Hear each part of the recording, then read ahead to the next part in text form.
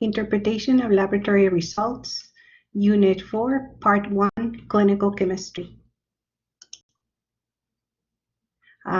This is just a basic introduction of what we do in clinical chemistry.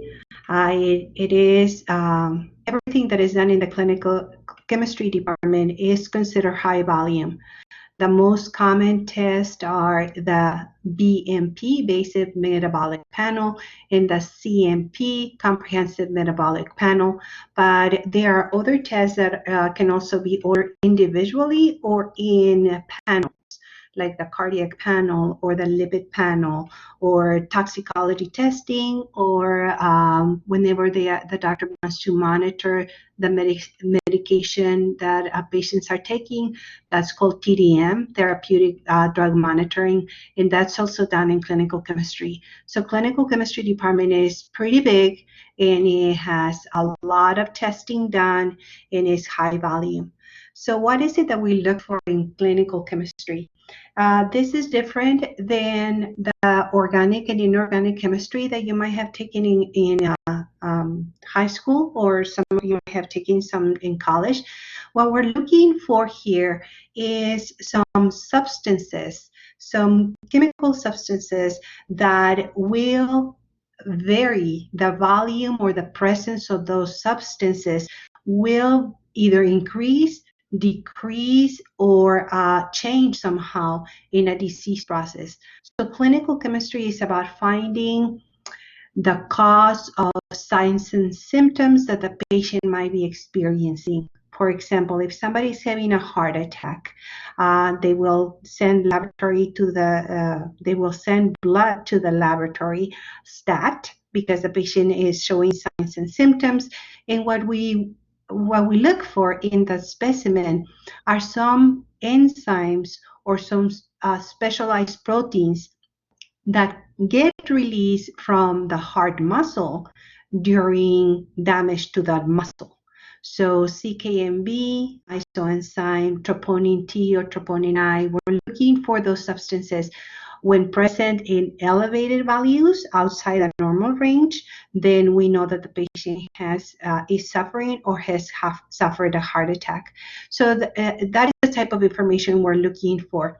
Remember, we're looking for a change in concentration of whatever substance we're looking for. We know that all of us have glucose. Glucose is necessary for cell function, for energy, for every individual cell. So we should always have a certain amount of glucose in our serum or plasma.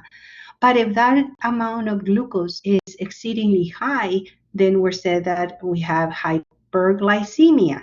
And what is the most common cause of hyperglycemia? Well, it's associated with diabetes. So we're looking for a change in concentration.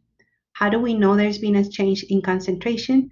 Because we have to refer back to the reference range, to the normal values that are specific for that patient, based on gender, based on age, based on instrumentation. So every time you receive a chemistry, and actually any laboratory test, you need to go back to the reference range, or the standard range, or the normal range. It may have different names, but you always have to refer to that to know whether there has been a change in concentration that might indicate a disease process. So be very, very aware of that. I remember that our bodies are trying to maintain homeostasis. They are trying to be in balance. And there are some substances, in this case some electrolytes, that tell us really basic information about cellular function. Not just organ function, but cellular function. So just remember, always refer back to the reference range, and that will tell you what to look for. In toxicology, we do not expect anybody to have THC, because THC is an exogenous substance that the patient eats or inhales, right? And is considered illegal. In Texas, it's illegal. So if you have to have a result saying that is positive for THC, that means that there's been a change in the concentration of that substance. It went from 0 because it should have been 0 if you have not inhaled any THC, then, or consumed any THC substances, then it is going to go from 0, negative, to being positive. That positive is based on a threshold. So a certain amount, when it exceeds a certain amount, then it's considered positive. So remember, some of those analytes, some of those substances that we look for in clinical chemistry will indicate how the cells are working, biological function. We may also look for waste products or metabolites of normal function. And it can be medicine that the patient is taking that needs to be monitored, or it can be just a toxicology test just to see whether the patient has been exposed to, let's say, pesticides, and they shouldn't be there. So we can do laboratory testing to look for specific pesticides that might be causing a disease process in the patient.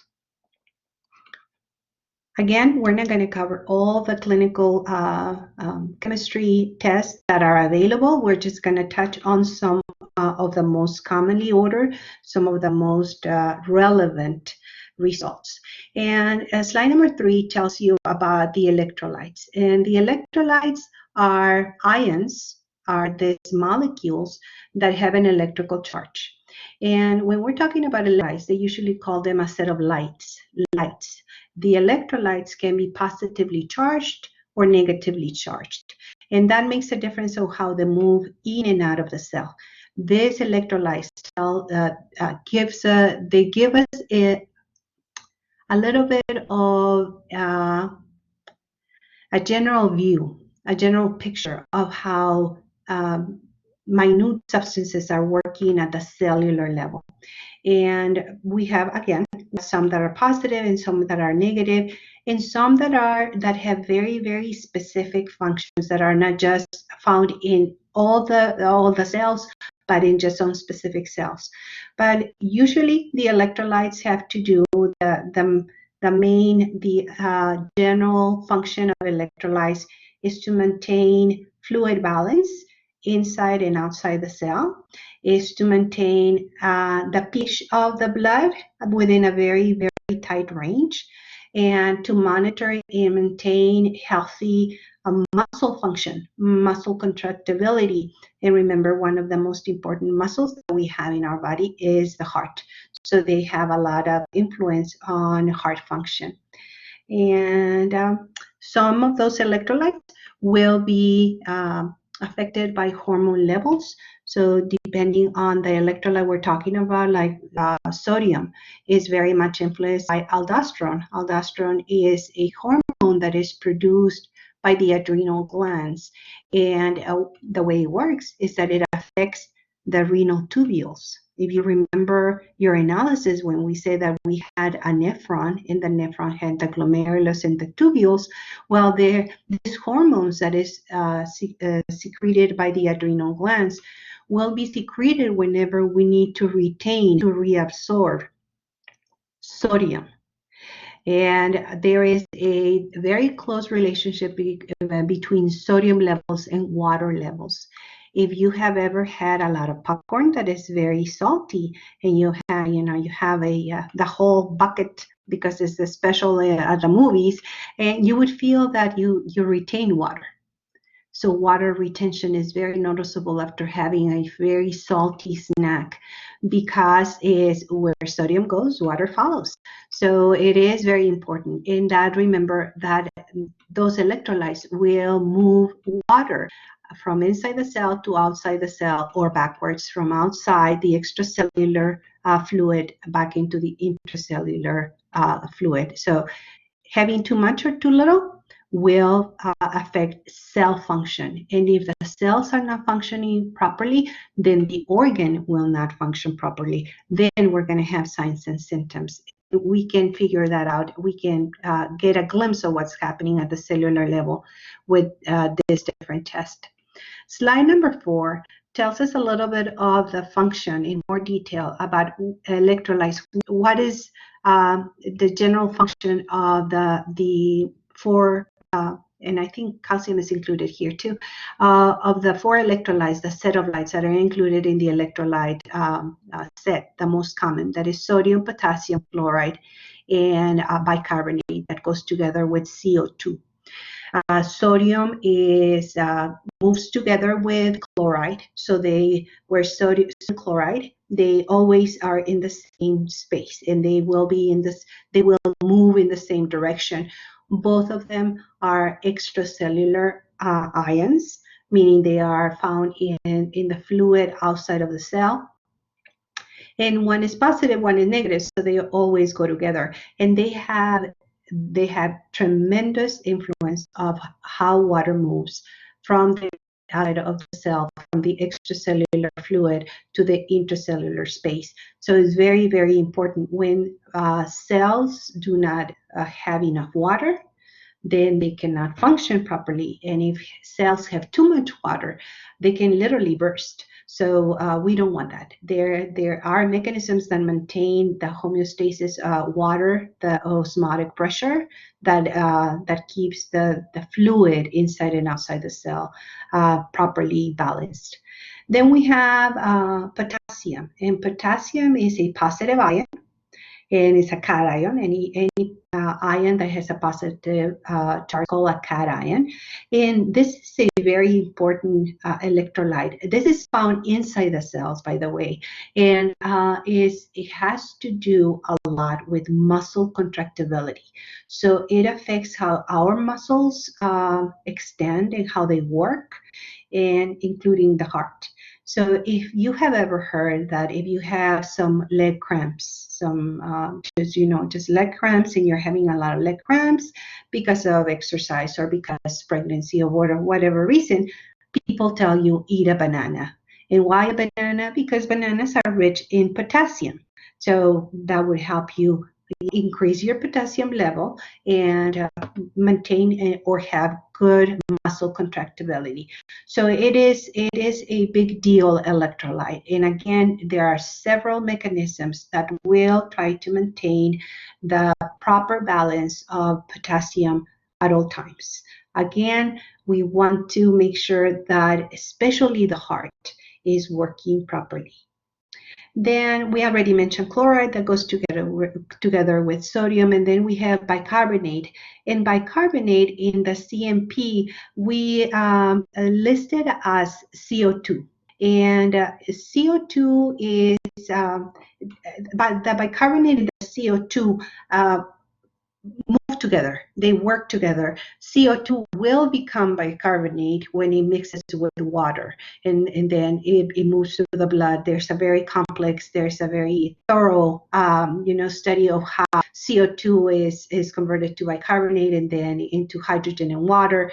It's a whole thing. But what bicarbonate and CO2 affect, or how they affect us, is by maintaining proper pH, the blood pH.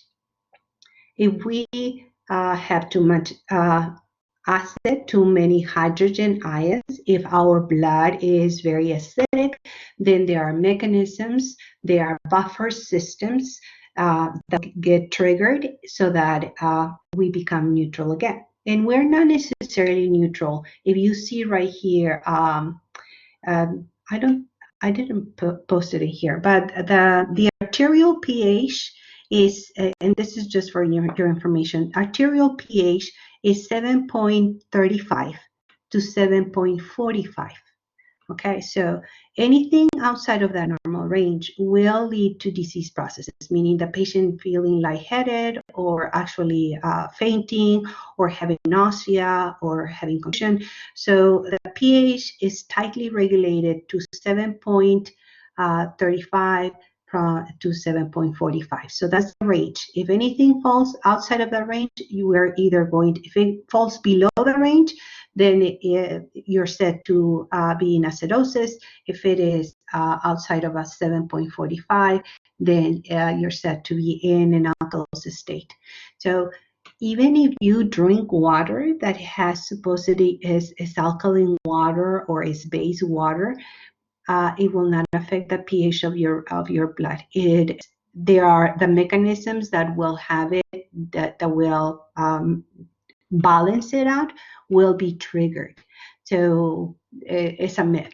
Even, a lot of people say drinking a little bit of bicarbonate to lose weight or to, be more healthy and all that.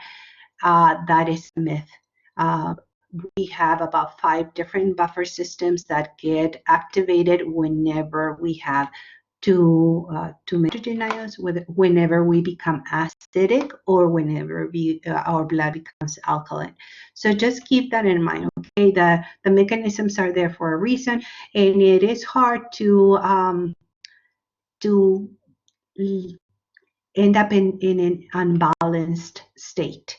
There are disease processes that can lead to that, and they are very serious because we can actually get into a coma, and then that can lead to death. But again, a glass of that water, that alkaline water, is not going to make a difference. And then we'll move over to slide number 5. And this one has to do with glucose and the hemoglobin A1C.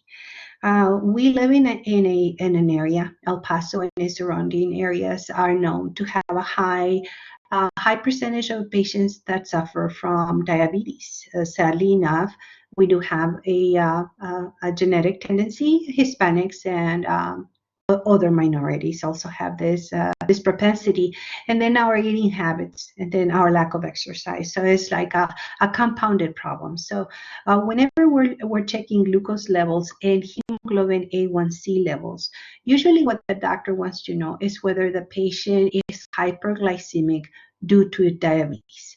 So remember, we do need glucose as a main source of energy. The brain will not function without glucose, but too much of it can lead to a lot of problems, a lot of complications. And one thing about glucose, it can be in the blood, can be in your plasma. You can have a lot of glucose in your plasma, but if you do not have functional insulin, then the glucose will not move from the plasma into the cells. In order for glucose to be utilized by the cells, by each cell in our body, we have to have the hormone produced by the pancreas to open those gates so that the glucose that is in the plasma, in the blood, can move into the cell so that the cell can use it to make energy and to maintain the health of that specific cell.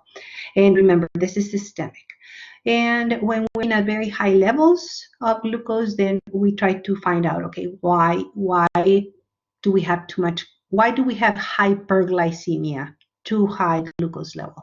Well, again, the most common condition associated with hyperglycemia is diabetes type 1, diabetes type 2, or it's also seen in pregnant women and is referred to as gestational diabetes.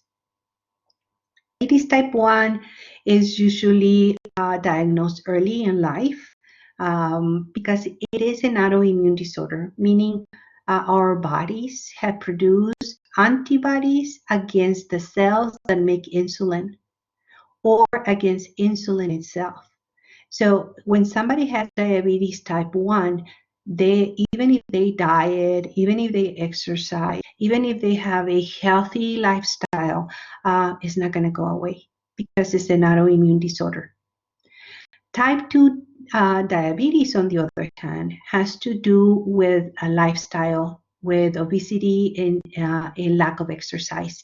And yes, if you are said to have pre-diabetes, the doctor is likely to put you on a diet and recommend some exercises and just try to convince you to change your lifestyle in general so that you can prevent having full-blown diabetes. Diabetes is not going to kill you because it's not an acute disorder. What diabetes does is a chronic disease, and the patient ends up dying because of complications with diabetes. So patients that have diabetes and they do not have it under control are more likely to end up needing dialysis because they have renal failure. So then the patients are not going to die of diabetes, they die of renal failure caused by the uncontrolled diabetes. So patients that have uncontrolled type 2 diabetes can end up with cardiovascular disorders. And again, the patient is not going to die of diabetes. The patient will die of cardiovascular disorders caused by the diabetes. So you need to be aware. So type 1 autoimmune disorder, really there's no cure. Patients have to be in it for life. Type 2 diabetes can be reverted if we lose weight, if we exercise, and usually some time of hypoglycemic, some medication, oral medication can help. Then if the oral medication does not help, then insulin will have to be used. Then gestational diabetes happens during pregnancy, usually during the second trimester, and it is due to hormones that are produced by the placenta. And those hormones inhibit or block the action of insulin. So it's like if the pregnant mama did not have enough insulin or good insulin that is working. And usually once the pregnancy ends, the mother will go back to being healthy, but there is a 20 to 50% chance that later on in life, if the mother had gestational diabetes, she's very likely to develop type 2 diabetes.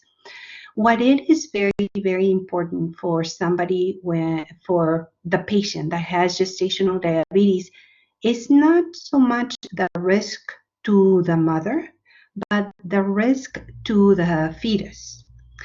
And remember that the mother gives the fetus through her blood, and it gets through the umbilical cord, very selective, all the nutrients that the fetus needs for development, and that includes glucose. So the mother eats, all these substances and all these nutrients, and they get passed on through the umbilical cord, through the placenta to the fetus. And that includes the glucose, the energy that the baby or the fetus needs for development.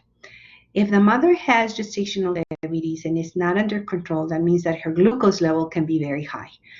So the fetus will have unlimited access to that glucose throughout, whatever many weeks after the mother developed diabetes. So all this extra glucose is going to lead to the fetus developing faster, not necessarily developing in the organs being developed or ready to function, because there are stages for the developmental part, but in size. You have probably heard that mothers that have gestational diabetes and is not controlled, then they tend to have really big babies, like 10 pounders or 11 pounders, big babies.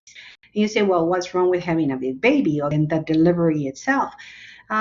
Since the fetus has been used to a certain amount of glucose being available, 24/7, all of a sudden you cut the umbilical cord and you cut the source of glucose.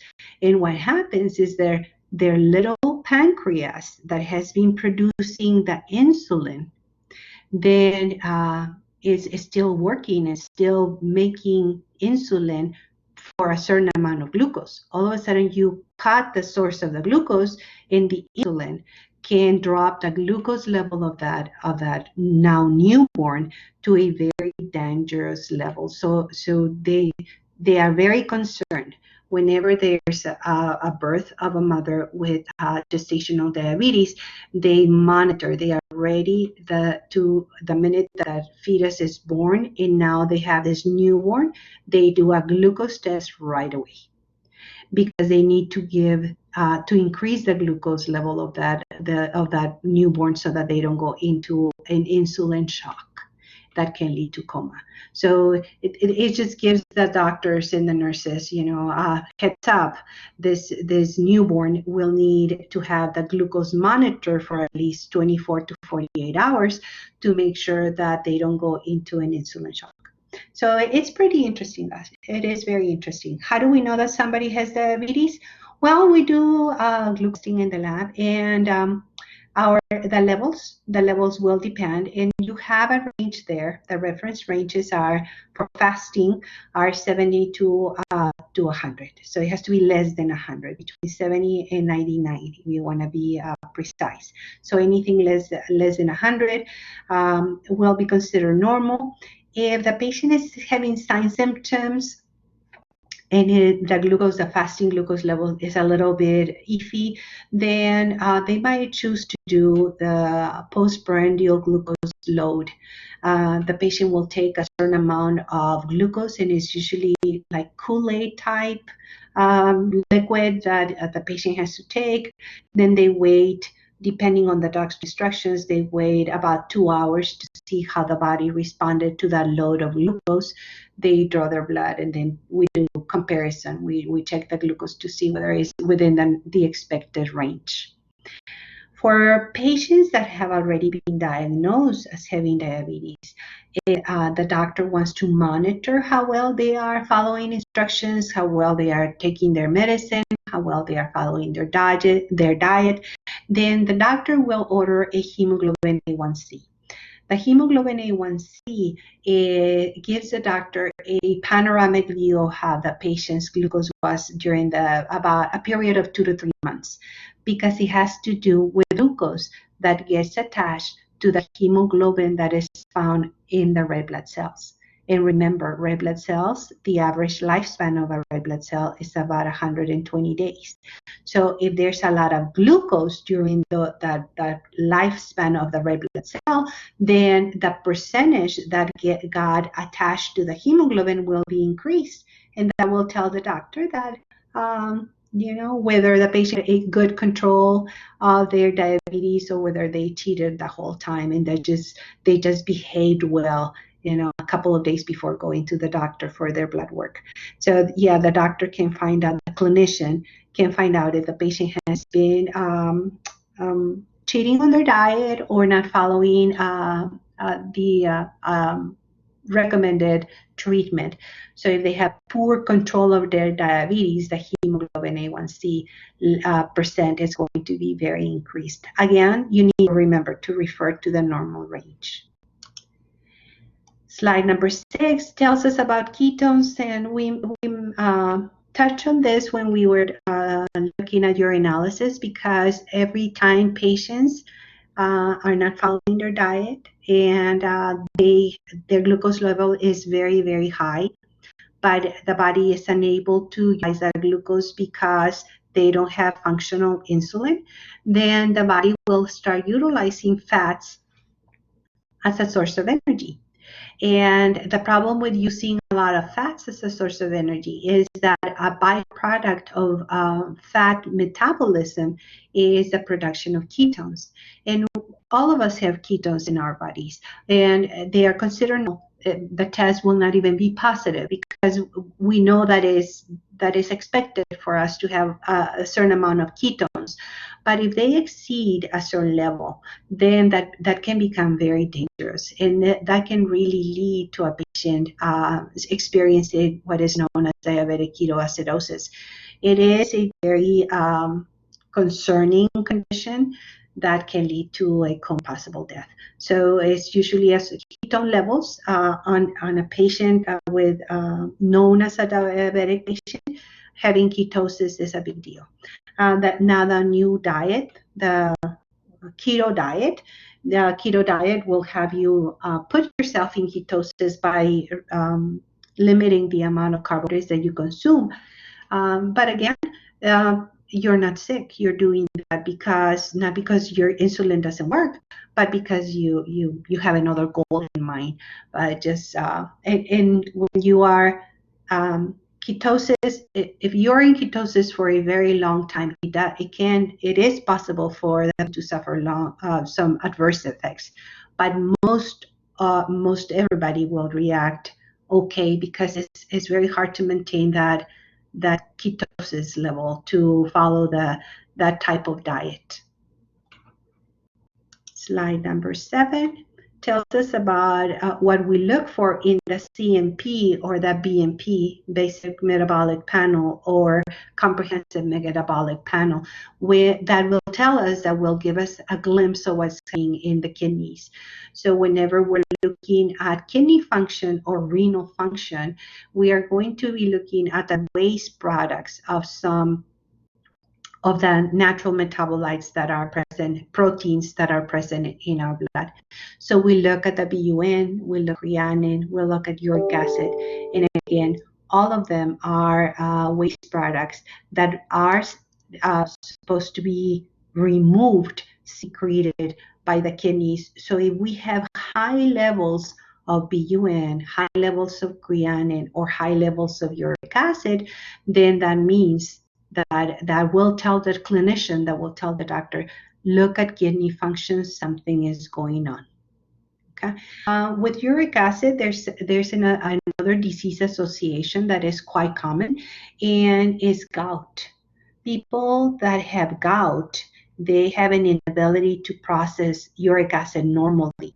So it's not so much that their kidneys are working, it's just that their body cannot process uric acid, cannot break it down, and it starts to accumulate in the joints, and it hurts. So there's some association other than kidney function for uric acid levels. Slide number 8, we have a lipid profile. I was telling you at first that we have the CMP, comprehensive metabolic panel, the basic metabolic panel, or that we can have some other panels or profiles for specific substances. A lipid profile, or the lipid panel, it tells us about fat that, or lipids that are associated and have been associated with cardiovascular disorders, heart attacks and strokes. So when the doctor wants to see how the possible cardiovascular risk, then they are going to order a lipid profile.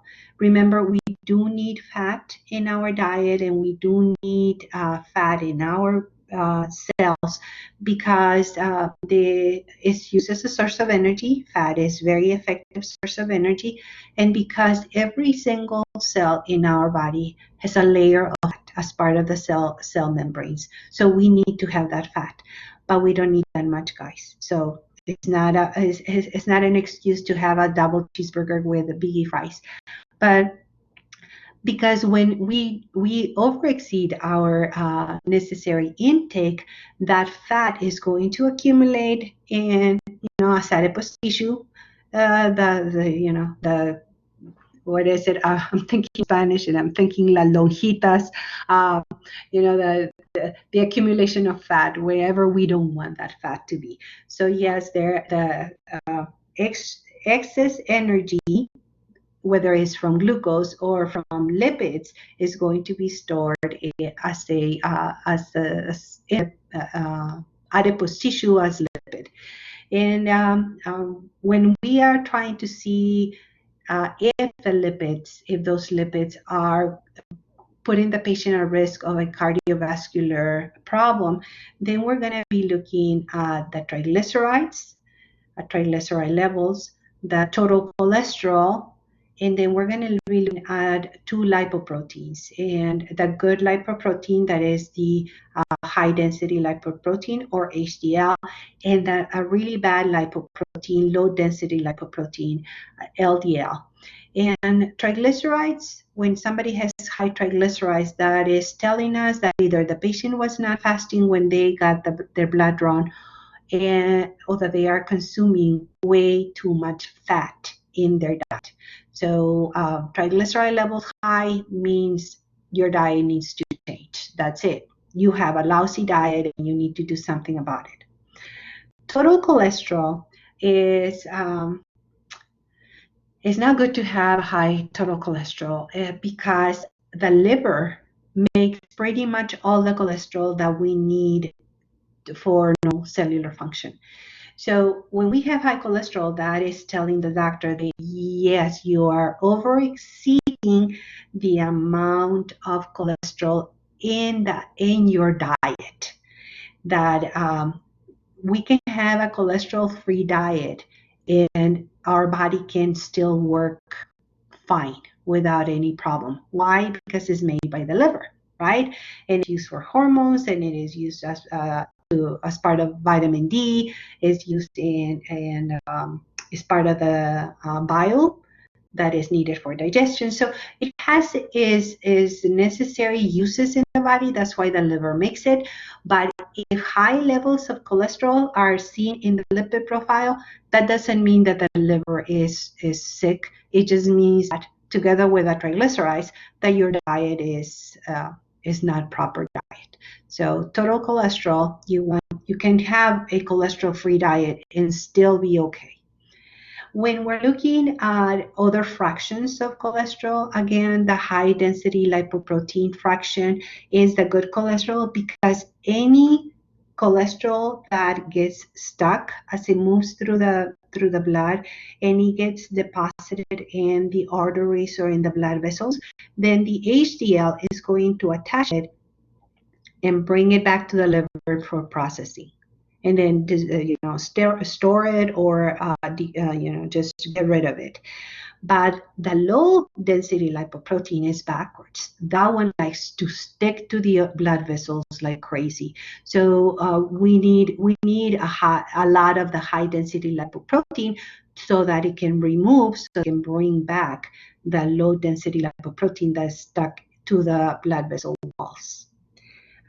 Again, why do we care about lipid profile results? Because they are an indication of cardiovascular diseases that could include a heart attack and stroke. Then we have the liver or hepatic function. The liver is an essential organ. We cannot live without it. It is one of the few organs that regenerates, like skin regenerates, well, liver regenerates, but it doesn't regenerate as fast as skin. So it does have the ability to heal itself, but the process is very slow. It has a lot of different functions, and we need to lose most of the liver in order for us to die of liver complications. Because the liver has so many functions, then we know that if we look at any one of the specific functions the liver is in charge of doing, then if those functions are not being done properly, then we know, okay, is this associated with liver dysfunction or something else? So that is one of the things that we look at in whenever we're looking at the results of a liver function test. The liver is full of enzymes. Enzymes are very specialized proteins that are present in very specific organs. There are enzymes that are only present in the cells that make up the liver. There are enzymes that are only present in the pancreas, that are specific to the pancreas. Enzymes that are specific to the heart. Enzymes that are specific to the kidneys. So enzymes can be very organ specific. So all of us at any given time have a certain amount of those enzymes, different enzymes. So if we are looking at damage of a specific organ, and if we look for those enzymes specific for that organ, if those enzyme levels are elevated, then we know that there has been damage, some kind of damage to those cells, to tissue, because otherwise the enzyme levels will be normal. So when we're looking at liver or hepatic function, we will look at different enzymes that are very specific to liver function. And I have them on slide number 10, and we have the liver enzymes, AST, ALT, ALP, GGT, and LD. They have their own names. You don't want to know their names. You just want to know that usually the ones that are present, the three that are included in the comprehensive metabolic panel are the A's, AST, ALT, and ALP. The other two are not done by every laboratory, so you may not even see them as part of the comprehensive metabolic panel. If the doctor wants a liver function test that is more detailed, those may be included. So remember, enzymes are not going to be outside of the reference range unless there is tissue damage or cellular damage. Then the levels are going to increase a lot depending on how much damage was present. When we're looking at liver function, we also look at bilirubin. Bilirubin comes from old red blood cells. As the red blood cells approach their death, when they exhaust their 120 lifespan, then they have to be processed. So the spleen will recruit them, will get them, remove them from circulation, and the spleen is going to recycle the parts of the red blood cell that can be recycled, like the iron, like the protein that is present in there. But there's part of that is waste product, and that part, that P or porphyrin 9, becomes bilirubin. And that bilirubin, when it leaves the spleen, is unconjugated or indirect bilirubin. And the problem with that is that unconjugated or indirect bilirubin is not water soluble. So it needs to go to the liver to become water soluble so that it can be processed out of the body. And it is excreted in the feces. If the liver will conjugate it, will make it water soluble, is going to deposit it, send it to the small intestine, and then in the small intestine is going to start traveling through the intestines, and in the large intestine it is going to be converted into urobilinogen. You might remember that from your analysis. We have urobilinogen in the urine because when the bilirubin is converted to urobilinogen, some of it might be absorbed with water back into the system. That becomes part of the blood. As the blood gets filtered by the kidneys, then it ends up in the urine. So a little bit of urobilinogen in urine is considered normal. But whenever the liver is not working, whenever we have problems with excess destruction of red blood cells, let's say there's a hemolytic problem, and now we have a lot of cells being destroyed that have to be recycled, so there's a lot of bilirubin, then the patient might show jaundice.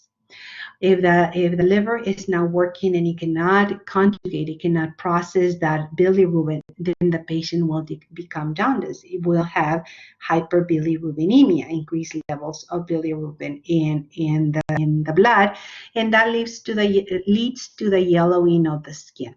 So just remember, there are different reasons why somebody might end up with jaundice, but the two most common are because there is increased destruction of red blood cell, or the liver is not working properly and it cannot process it.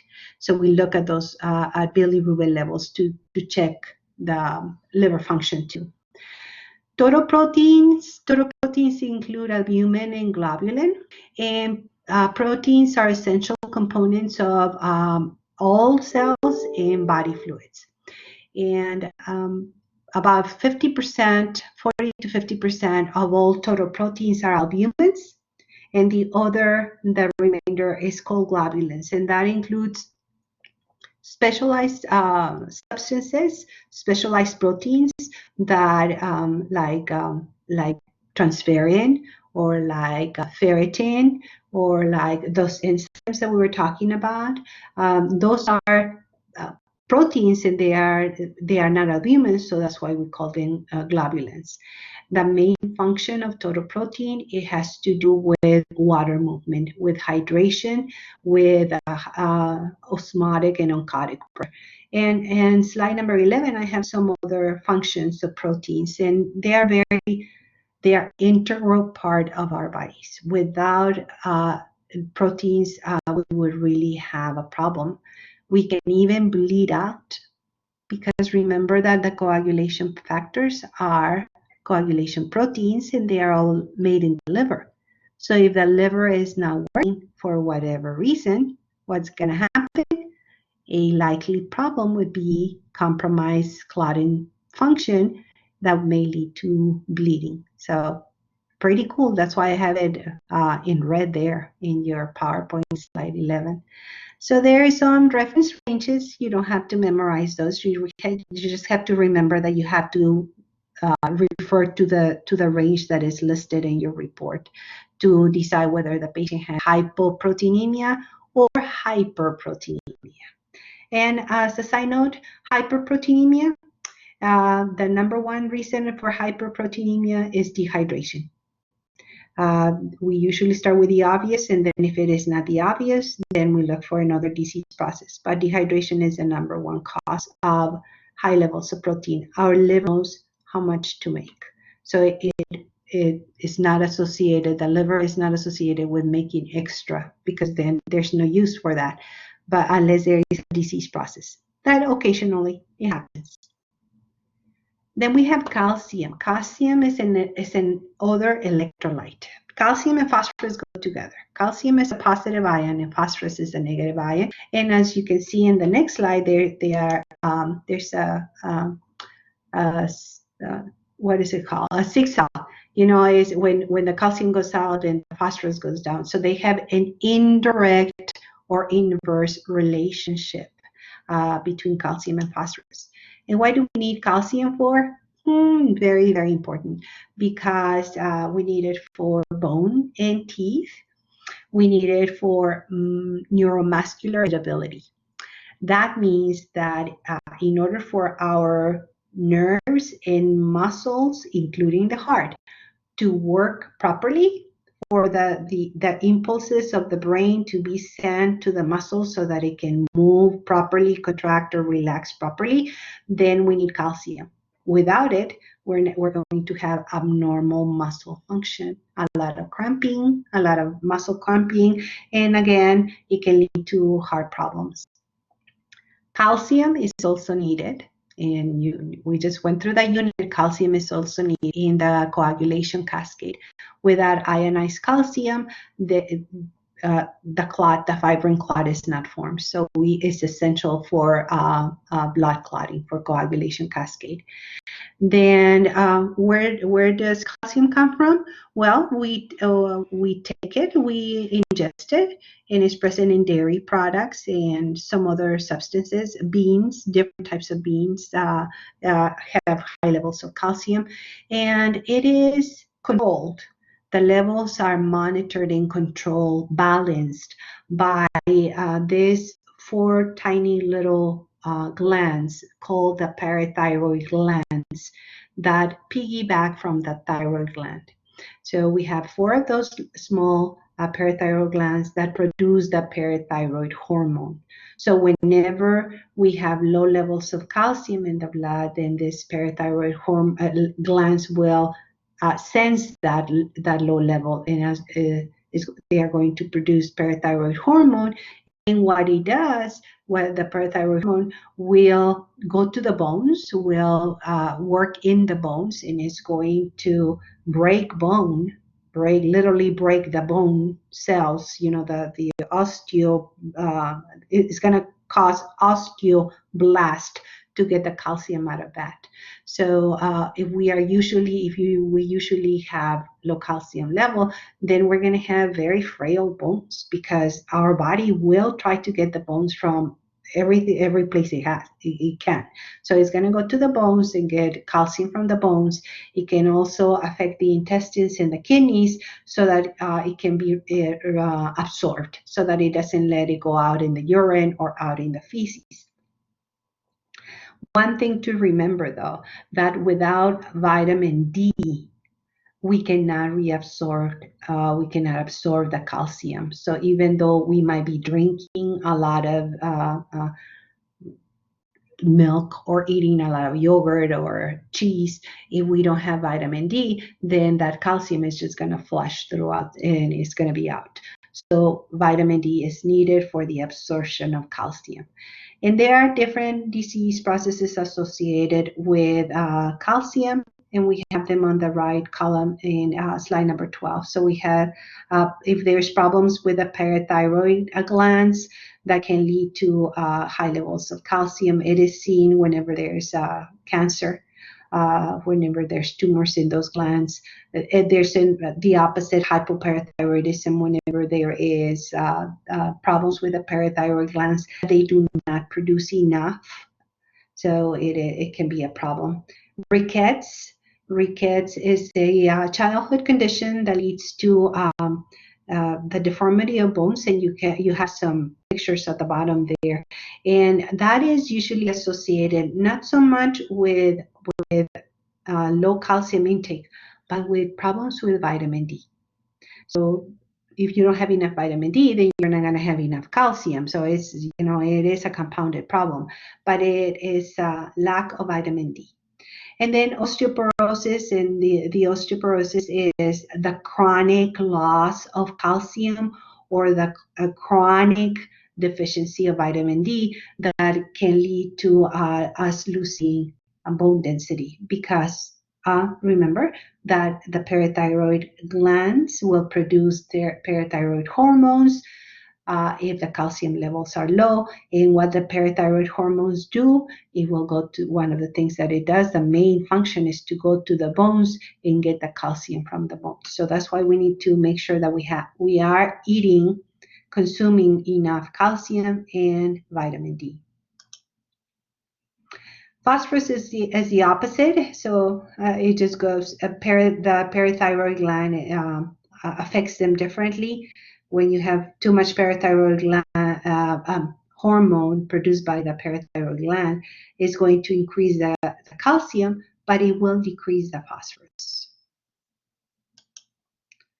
Then we have some of the lab markers when we are trying to diagnose somebody with a cardiovascular damage or a heart attack, acute myocardial infarction. And we do have some cardiac markers, troponins, that they are cardiac proteins. They are not enzymes. And we have a cardiac enzyme CKMB that are released in huge amounts whenever there is damage to the cells of the heart. And those levels, those substances, especially troponins, can remain elevated in the blood for a long time, about 14 days, up to 14 days. So even if a patient had a heart attack a couple of weeks ago, it may still show in their blood because those troponin levels will be elevated. Whereas the enzyme, the CKMB enzyme, goes back to normal within 3 days. So it tells you when a patient has just suffered a heart attack. So when it's just happened, a couple of days ago, or if it's not happening at the moment. Then we have the BNP, not to be confused with the BMP. This is with an N. The other one is basic metabolic panel. This is BNP or pro-BNP, and this is used to help with the diagnosis of congestive heart failure. Congestive heart failure is when there's a weak muscle that doesn't contract and relax as normal. So there's accumulation of fluid around the heart, and it's hard for patients to breathe and do their normal activity. Slide number 15 tells us about pancreatic function. So how can we determine if something abnormal is going on in the pancreas? And there's two very specific enzymes that help us take a look at pancreatic function, and that is amylase and lipase. Again, amylase and lipase levels will not be elevated unless there is damage to the pancreas. So if there is chronic or acute pancreatitis, those levels will be very elevated. Then we have acid phosphatase and PSA. Acid phosphatase is an enzyme that is produced, is found in different cells, but is secreted by the prostate gland.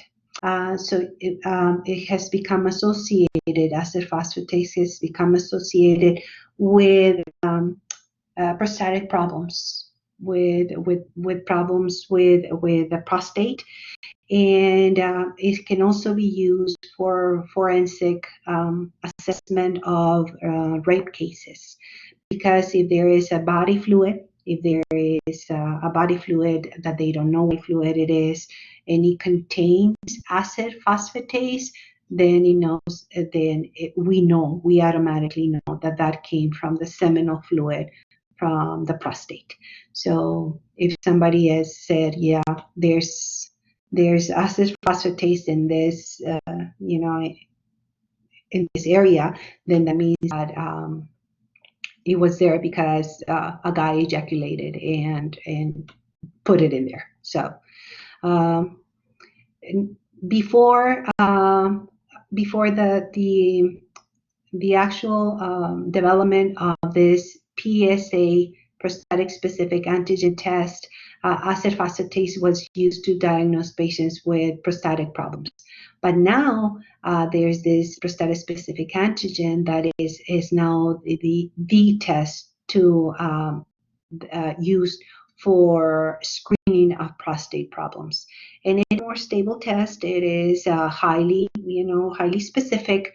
It is very sensitive, so it is used to assess any type of problems, any type of hyperplasia, any type of abnormality in the prostate. It doesn't necessarily mean that there is cancer. It just means that there is something going on in the prostate that is leading to excess production of this substance. Then we have iron. Iron is needed to make hemoglobin.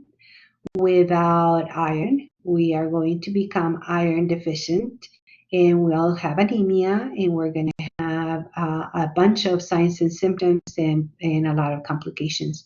So iron is a substance that we measure in the laboratory to confirm iron deficiency anemia. Because remember, we can see that the cells of somebody with iron deficiency are microcytic hypochromic, but the doctor nowadays, because we have this test available, they will order the iron level test, and that will confirm the diagnosis. They can also test for ferritin, or they can look for transferrin. So all that will tell the doctor whether the patient is iron deficiency or not, and whether they are responding to treatment or not. Then we have the endocrine system. The endocrine system is very, very complex, and there are a lot of hormones that affect our bodily function from head to toe. We are now going to touch on all of them. There is information, just general information here, that will tell you, a little bit so that you can have an idea of what the endocrine system includes. But the most commonly ordered hormone in the laboratory, by far the most common, is hormone levels for thyroid function. It is very common to order a thyroid profile or thyroid function test, and that usually includes T3, T4, and the TSH. So just make sure that you understand that these are 3 different hormones that are associated with thyroid function. Why do we need to have a healthy thyroid? Because the thyroid, these hormones, help to regulate metabolic rate and production of heat. And metabolic rate is not just how fast we digest food, because a lot of people say, oh, you have a very good metabolism, that's why you don't gain any weight, and you eat all this food and you're always slim. You have very good metabolism. Yes, that is true. But when we're talking about metabolism, metabolic rate, we're talking about something more than just digesting food very fast. We're talking about how fast your kidneys work, how fast your heart works, how fast or how well your lungs work. So it's metabolic rate at the cellular level. So if we do not have appropriate hormone levels, then that metabolic function of our cells, of our tissues, of our organs is going to be compromised. So We might have problems with heart, problems with memory, problems with controlling our body temperature. We might have problems with blood pressure. It can be a systemic problem, not just one organ, but systemic, different several organs. Thyroid hormones influence growth and development in fetus and throughout life. So it is very important. These hormones are a big deal hormones. And again, very commonly done in the laboratory. Slide number 19 gives you a little bit more information about what disease processes are associated when there's too much thyroid hormones or there's not enough thyroid hormones. So Hashimoto thyroiditis, low or hypothyroidism, and then Graves' disease is the opposite, so is hyperthyroidism, too much. And there are immune conditions associated with both. So it can be either an autoimmune disorder, or it can just be that the thyroid gland is not working properly. And cretinism is hypothyroidism, but during fetal development and in children. So cretinism is low levels of hormones present during fetal development that will affect, growth and development after birth too. Number 20 tells us about other hormones, very common. So just be aware of them. The adrenal hormones associated with Addison's disease and Cushing's disease, the too much or too little aldosterone and cortisol secretion, and then problems with antidiuretic hormone, problems with growth hormone, and we all know that we have female and male hormones. So just remember, there has to be a certain amount of these hormones at different ages and depending on gender and depending on instruments. So whenever you're reading a report about hormones or any other substance, always refer to the reference range. Why? Because it's going to vary. It's going to vary by age, gender, and instrumentation used. And the last slide right here tells us about the therapeutic drug monitoring and toxicology that is also done in the chemistry department. Again, TDM is to monitor and to adjust levels of certain medications that can be very harmful to patients if we exceed the appropriate dose. And toxicology is whenever we're looking for illegal drugs. So illegal drugs or other substances that are harmful to the patient, such as pesticides or any substance that can have harmful effects. That is usually abnormal to the body. So we can remember that in chemistry, we can use serum is the most common specimen, or plasma, serum or plasma. So a green top heparinized plasma, or just a plain tube. But we can also do chemical analysis on all body fluids, peritoneal fluid, pericardial fluid. We can do seminal fluid analysis. So there's all those other body fluids that can also be tested in the clinical chemistry department. Hope this helps with the unit, and good luck on your quiz.